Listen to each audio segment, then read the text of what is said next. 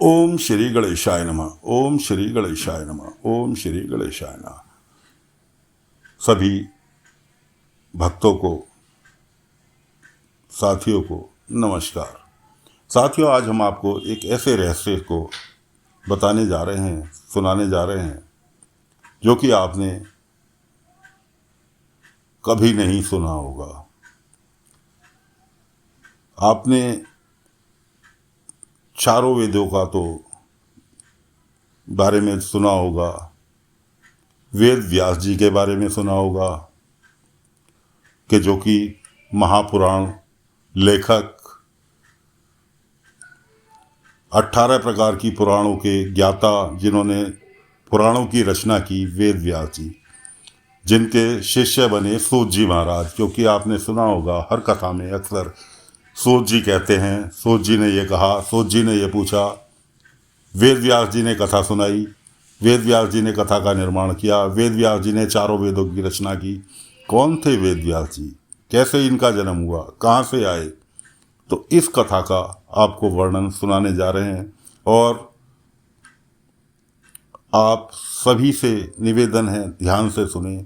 और आपके घर में कोई पूजा पाठ हो, कोई भी शुभ कार्य हो, और कोई भी पुरोहित आप के यहाँ पूजन कराने आए, तो कृपया कर उनसे एक बार अवश्य पूछें कि पंडित जी महाराज, ये वेद व्यास जी कौन थे, किसके पुत्र थे, कहाँ से आए, कैसे आए?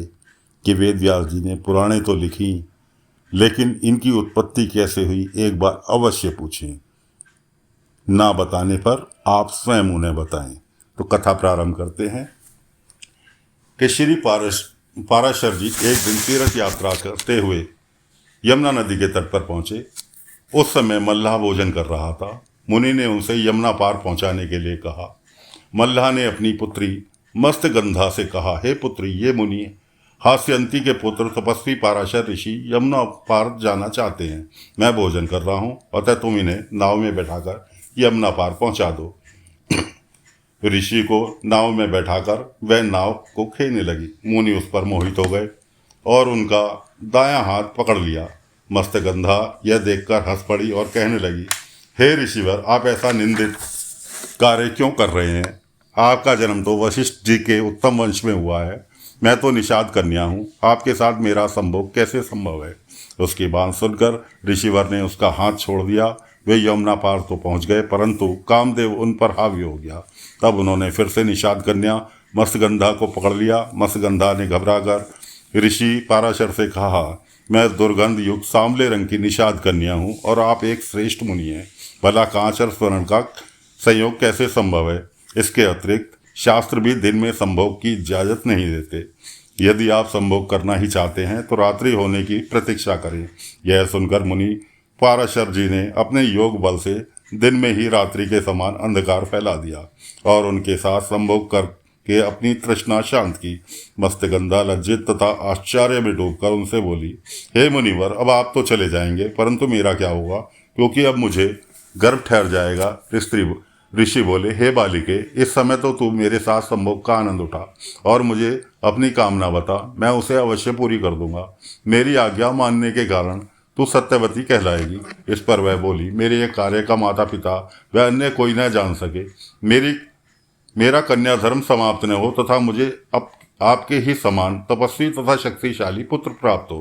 पाराशर जी ने कहा, हे सुंदरी, तुम्हारी सभी कामनाएं पूर्ण होंगी। तुम्हारे गर्भ से श्री हरि का अंश तेजस्वी पुत्र उत्पन्न होगा। इस प्रकार कहकर पाराशर मुनि ने यमुना जी में स्नान किया और वहां से चले गए। मत्स्य गंधा अर्थात सत्यवती ने समय आने पर सूर्य के समान महान तेजस्वी बालक को जन्म दिया। उसका नाम व्यास रखा। बालक के उत्पन्न होते ही अपनी माता पिता से कहा, हे माते, तुम्हें जब मेरी आवश्यकता पड़े तो मुझे याद करना, मैं तुरंत आपके पास उपस्थित हो जाऊंगा। इतना कहकर वह अपनी माता को प्रणाम करके व्यास जी तप करने हेतु वन की ओर प्रस्थान कर गए। सत्यवती पुत्र स्नेह से व्याकुल होकर पिता के पास चली गई। इधर व्यास जी की तपस्या पूर्ण हुई। उन्होंने वेदों की शाखाओं का विभाजन किया। इस कारण उनका नाम वेद व्यास पड़ा। तो दोस्तों वेद व्यास जी जो थे स्वयं विष्णु भगवान का अवतार थे। ये आपके प्रश्न का उत्तर है। अब वेद व्यास जी तीर्थ यात्रा तथा पिंडदान आदि करके शिवलिंग के विषय में विचार करने लगे कि कोई ऐसा सिद्ध देने वाला लिंग हो जिसकी आराधना द्वारा सब विद्याएं प्राप्त करके पुराण रचने की योग्यता प्राप्त कर सकूं। वे ध्यान मग्न हो गए। कुछ समय पश्चात उनका ध्यान टूटा तो वे बोले, मुझे ज्ञात हुआ है कि धर्म अर्थ काम मोक्ष प्रदान करने वाले अंडविक महाक्षेत्र में मध्वेश्वर शिवलिंग स्थापित है। इसके अतिरिक्त काशी में और कोई ऐसा शिवलिंग नहीं है। यह लिंग सभी की मनोकामनाएं पूर्ण करता है, इसलिए मैं इस लिंग की पूजा करूंगा। इसके कारण मैं पुराणों का निर्माता बन जाऊंगा। यह विचार करने के बाद गंगा स्नान करने के बाद वेद व्यास जी व्रत करने लगे। उसी समय मध्वेश्वर शिव जी के दर्शन हुए।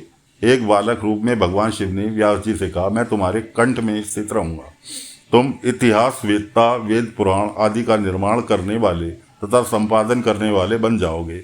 इसके बाद वेद व्यास जी ने शिव जी की कृपा से ब्रह्मा पद्म विष्णु शिव भगवान नारद मार्कंडे अग्नि वैश्वर लिंग वारा स्कंद कूर्म मत्स्य गरुड़ ब्रह्म वामन ब्राह्मण भविष्य इन 18 पुराणों की रचना की। इस कथा के श्रवण से समस्त पाप नष्ट हो जाते हैं। तो साथियों वेद व्यास जी जो थे किसके पुत्र थे?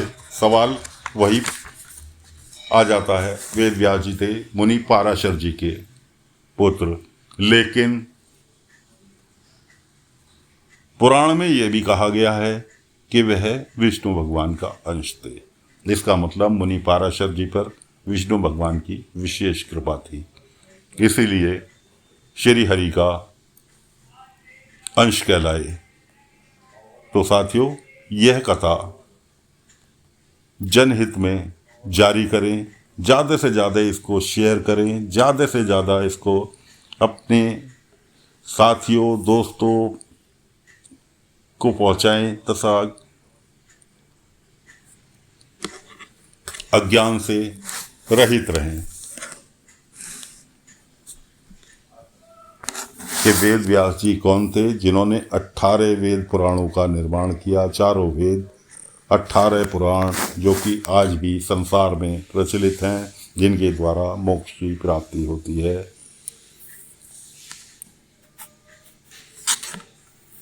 आपसे निवेदन है ज़्यादा से ज़्यादा इस कथा को शेयर करें। धन्यवाद। ओम नमः शिवाय। ओम नमः शिवाय।